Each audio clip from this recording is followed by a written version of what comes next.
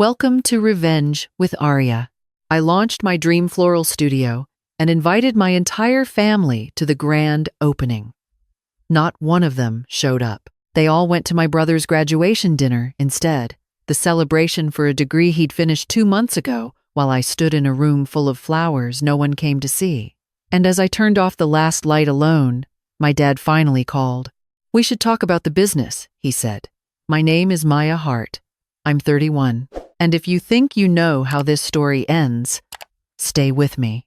The studio smelled like eucalyptus and fresh-cut peonies. I had strung bistro lights across the ceiling myself, standing on a ladder at midnight 3 days before opening, because I wanted the light to feel warm, like late afternoon sun through a kitchen window. I'd arranged 12 custom bouquets on pedestals along the walls, each one representing a different kind of love. Patient love, reckless love, the quiet kind that shows up without being asked. I'd written the names on little cards in my own handwriting. I had a charcuterie board from the place downtown that I knew my mom liked. I had sparkling water and 2 bottles of wine, one red, one white, because my dad always complained when there was only one option. I had a small vase of white dahlias at the door because Tyler once told me they were his favorite flower, back when we were kids, and he still noticed things like that. I'd sent the invitations 3 weeks out. Handwritten cards, not a text, not an email. Real cardstock with a gold foil border. I'd addressed each one by name. I'd written inside each one, "This is the biggest day of my life, and I want you there." I drove to my parents' house and put them directly in my mom's hands. She smiled and said, "Of course, honey, we'll be there." Tyler said he wouldn't miss it. My aunt said she'd bring her neighbor who was apparently obsessed with flowers. I believed all of them. The day of the opening, 63 people signed the guest book. Neighbors, clients I'd worked with over 3 years of freelancing out of my apartment. A woman who had found me on Instagram 6 months before and booked me for her daughter's quinceañera, 2 reporters from local lifestyle blogs, and a florist from 3 towns over who had driven 90 minutes because she'd seen my work online and wanted to introduce herself. 63 people, every single one of them a stranger or near stranger. Not one member of my family. By 7 o'clock, I knew they weren't coming. I kept checking the door anyway. By 8, I stopped checking and started pouring wine for other people. By 9, when the last guests were pulling on their coats and telling me how beautiful everything was, I was running on adrenaline and a very specific kind of grief that doesn't have a clean name. It's not sadness exactly. It's more like watching a door stay closed that you always imagined swinging open. Then my phone buzzed. Tyler had posted a video on Instagram, the whole family crammed around a long table at my parents' favorite Italian restaurant, laughing, clinking glasses, my mom holding a cake with blue frosting, and the words, "Congrats, Tyler, MBA," printed on it in cursive. My aunt was there. My dad had his arm around my mom. Everyone was glowing under the warm light of a restaurant that was not mine. He'd graduated in May. It was July. I set my phone face down on the counter and finished stacking chairs. That was when my dad called. I let it ring twice before I answered. He didn't lead with sorry. He didn't lead with, "How did it go?" He said, "Hey, I wanted to catch you before it got too late. We should talk about the business. I have some thoughts. There's a few things I'd like to discuss." I already knew what the thoughts were. My dad had been floating around the edges of my studio plans for months, asking questions that weren't really questions. Questions like, "So, who's handling the finances?" And, "Have you thought about a silent partner?" And, family businesses work better when there's oversight. He wanted a stake. He wanted a chair at a table he hadn't helped build. He wanted to arrive after the walls were up and call himself an architect. I said one thing before I hung up. I said, "The studio doesn't have a family discount, a family tab, or a family entrance. I'll talk to you when you're ready to talk to me as a customer." I hit end call and stood in the dark for a moment, listening to the hum of the refrigeration unit keeping my flowers alive through the night. The next morning I changed 2 things. I updated my studio policy on the website, all appointments by reservation only, prepayment required, and I sent my dad an email that was 3 sentences long. I said that I loved him, that I was done being available on demand, and that the studio was mine in every sense of that word. Then I went to work. I had 4 consultations booked for that week. Wedding clients, all of them referred by people who had been at the opening. By Wednesday afternoon, I had taken deposits on 3 of them. By Friday, a food and lifestyle blogger who had attended the opening posted a piece called "The Floral Studio This City Didn't Know It Needed," and the day it went live, my inquiry form collected 19 new messages before dinner. Tyler showed up Saturday morning. He didn't call first. He knocked on the studio's glass door with his knuckles and held up a brown paper bag like it was an apology folded in to-go packaging. He had that smile he always used when he wanted to diffuse something before it could fully ignite. The one that said, "Come on, it's me." I unlocked the door and stood in the frame. He said, "I brought you a breakfast sandwich from the place you like." I said, "Tyler, you missed my opening." He said, "I know, and I feel bad, but Mom had already made the reservation, and you know how she gets when plans change. It wasn't like we were skipping it on purpose." I looked at him for a long moment. I said, "I put dahlias out for you. You told me when we were kids they were your favorite. I still remembered that after 20 years, you couldn't remember one date after 3 weeks." He looked down at the bag. He said, "Come on, it's not that deep." That phrase, "it's not that deep," as if depth was something I was manufacturing, as if I was making the hole bigger by pointing at it. I had heard that sentence my whole life. When I turned down a corporate job to freelance because I wanted to build something real, my dad said, "It's not that deep. You're just scared of commitment." When I rented my first apartment instead of staying home to save money, my mom said, "It's not that deep. You always have to be dramatic." When I worked double shifts for 8 months to save for the studio deposit, Tyler said, "It's not that deep. You could have just asked Dad for a loan." They had a way of making my effort look like overreaction. I took the bag, not because I forgave him, but because I was hungry. I said, "Tyler, I need you to know something. I spent 3 years building this. I have $47,000 of my own money in these walls. I did it without asking anyone in this family for a single dollar because I knew what asking would cost me. And on the most important day of my professional life, you chose a dinner that could have happened on any other night of the year. I'm not asking you to feel guilty forever. I'm asking you to understand that this meant something, that I mean something." He was quiet for a second. Then he said, "Dad thinks you should consider taking on investors. He knows some people." There it was. I said, "Tell Dad that I have investors, that my business is fully capitalized and legally protected, and that I am not available for that conversation." Then I took a step back and said, "I have a client coming in 30 minutes. I'll see you when I see you." I shut the door. I watched him stand on the sidewalk for a moment, looking at the bag he'd meant to give me, still in his own hand. By the following week, the reviews started. 3 stars, then 2. Then a string of 1 stars that landed within 48 hours of each other, all with a similar texture. Overpriced. Owner was dismissive. Flowers wilted within a day. One said the studio smelled like chemicals. One said I had been rude on the phone. The problem was, I checked every name against my records. None of them had ever called. None of them had ever booked. I had never spoken to a single one of them. I knew what it was. My gut had been waiting for it. I called a lawyer I'd worked with when I was setting up the LLC. I took screenshots of every review, documented the timestamps, flagged the accounts. Then, I called Dana. Dana had been a client since before the studio existed.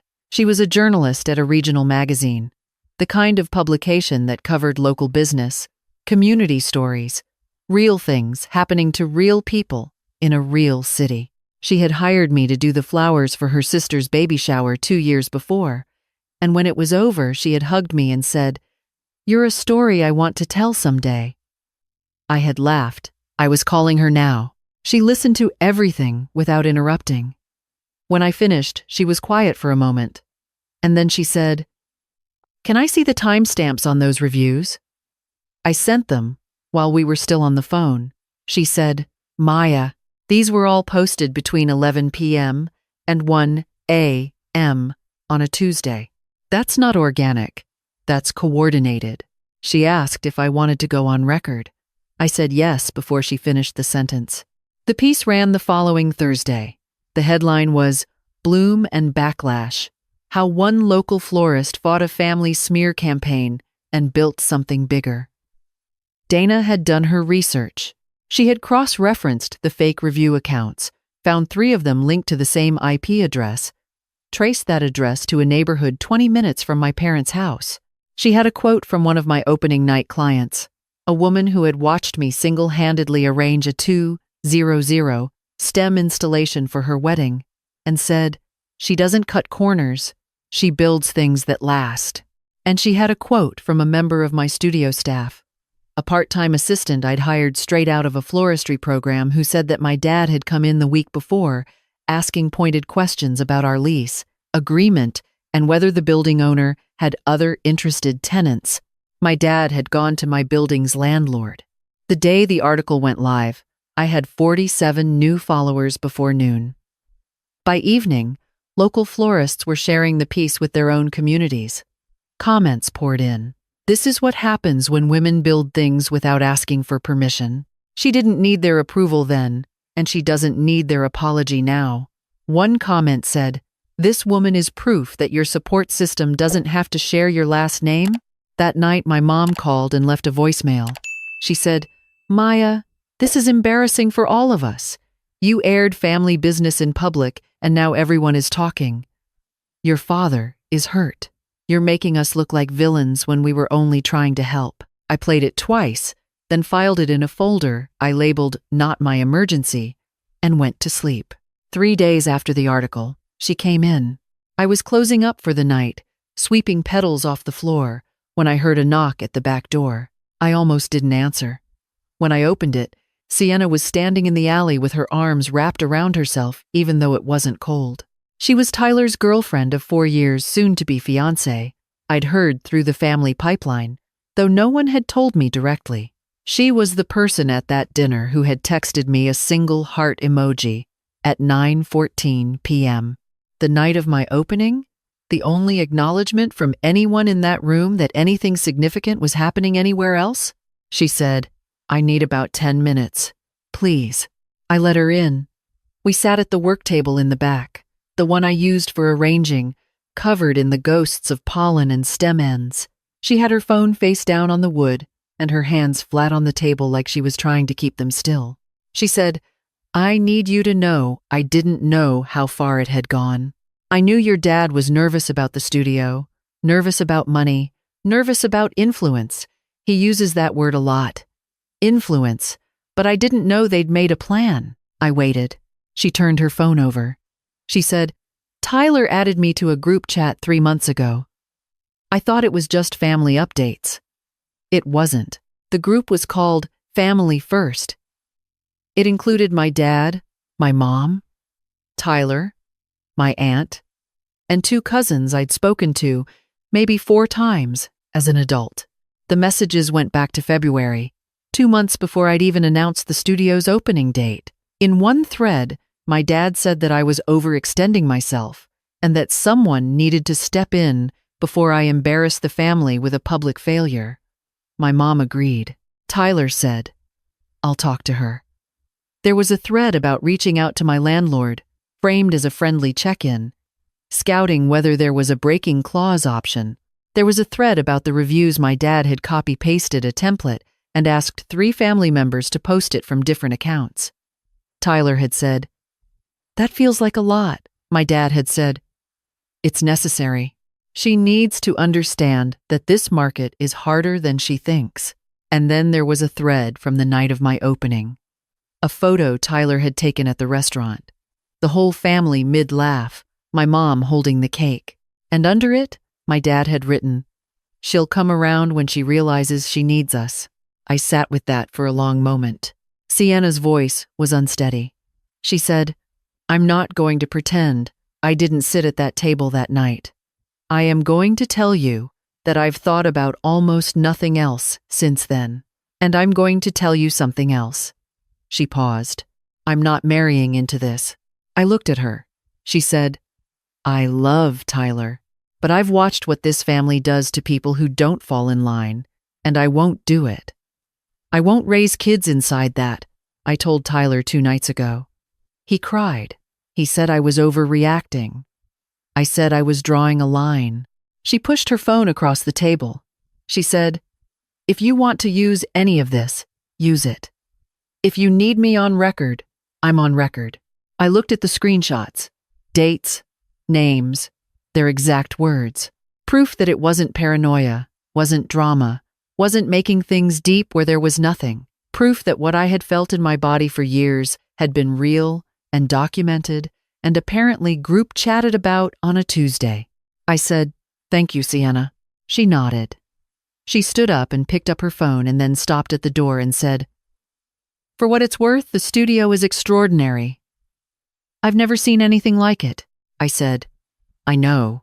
After she left, I sat for a long time in the empty back room, surrounded by flowers that had been asked to survive and had. I didn't call anyone that night. I didn't post anything. I just thought about timing.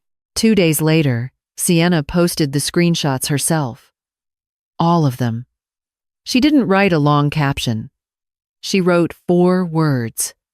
"I choose differently now." Then, she tagged my studio's account. By 8 in the morning, it was moving. By 10, it was a story.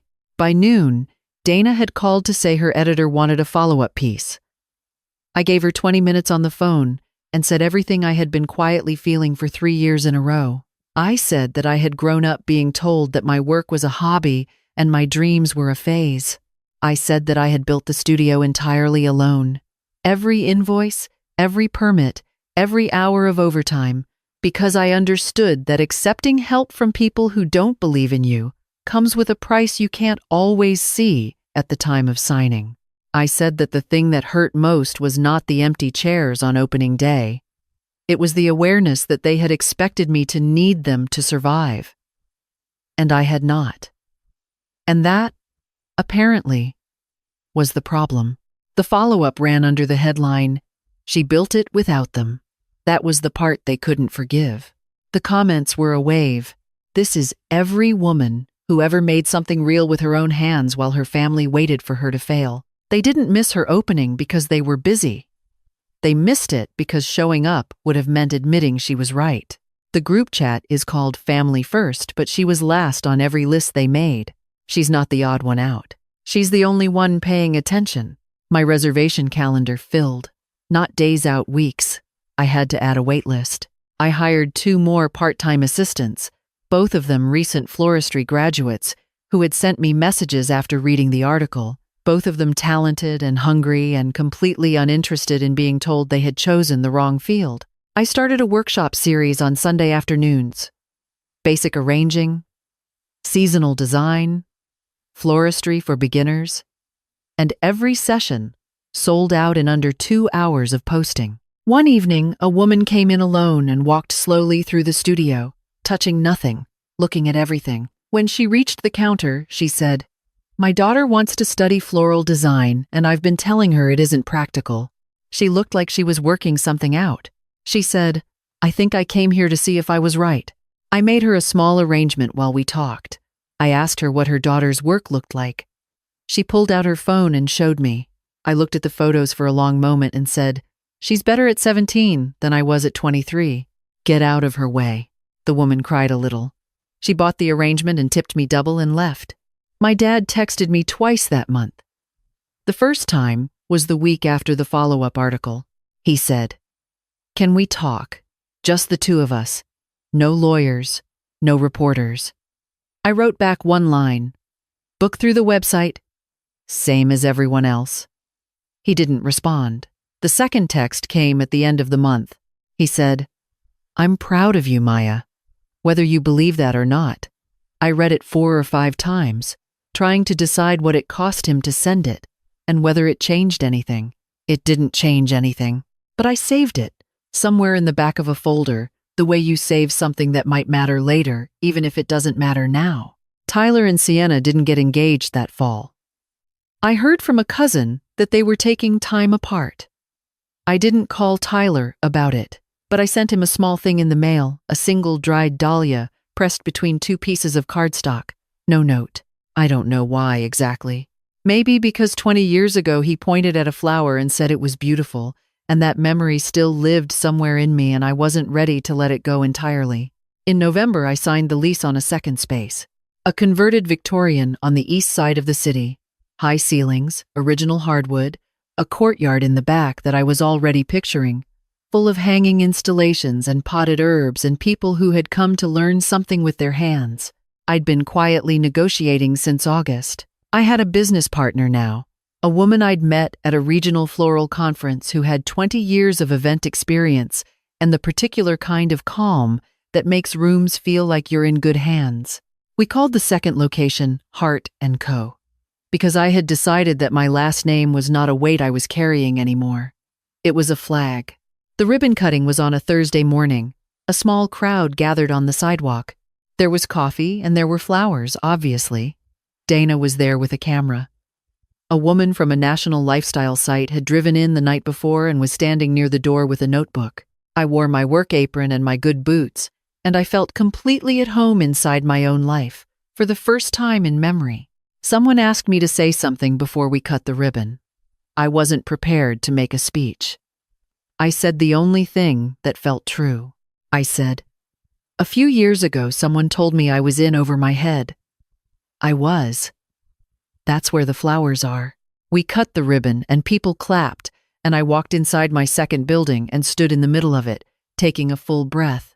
Later, after the crowd had filtered in and out and the afternoon had stretched long and golden, a young woman came in by herself. She couldn't have been more than 22. She had a portfolio tucked under her arm and a very careful look on her face. The look of someone who has rehearsed asking for something and is worried about the answer. She said she'd read about me. She said her family thought she was wasting her time going to school for floristry when she could be doing something with a real future in it. She said, "I just wanted to see if someone who did it looked okay on the other side." I poured her a coffee and pulled up a stool and asked her to show me what was in the portfolio. She opened it on the work table, and I looked at the first page and felt something settle in my chest. The particular quiet of recognizing yourself in someone who is just starting out. I said, "You want to know if it was worth it?" She nodded. I said, "Every single day, even the ones that were terrible, especially those." She smiled, small and a little shaky. She said, "What do I say to my family?" I thought about it. I said, "Nothing, not yet. Build something first. Then you won't need to say anything at all. They'll see it. And if they don't, you'll already be too far ahead to need them to." She wrote something down in a small notebook she pulled from her bag. I didn't ask what. Some things are meant to be kept. I closed up alone that night, same as the first opening. But this time, the emptiness was a different kind. Not hollow, just quiet. The good quiet, the kind that means everything that needed to happen has already happened, and what's coming is still being built. I turned off the lights and locked the door and stood on the sidewalk for a moment, looking up at the sign. Heart & Co. Gold letters on dark green. I had chosen those colors because they reminded me of a garden in the early morning before anyone else is awake, when the light is low and the dew is still on everything, and the whole day is still full of possibility. I had learned something about flowers over the years. They don't wait for permission to bloom. They grow toward the light available to them. They don't mourn the windows they can't reach. They just keep reaching. I walked to my car and drove home and slept better than I had in years.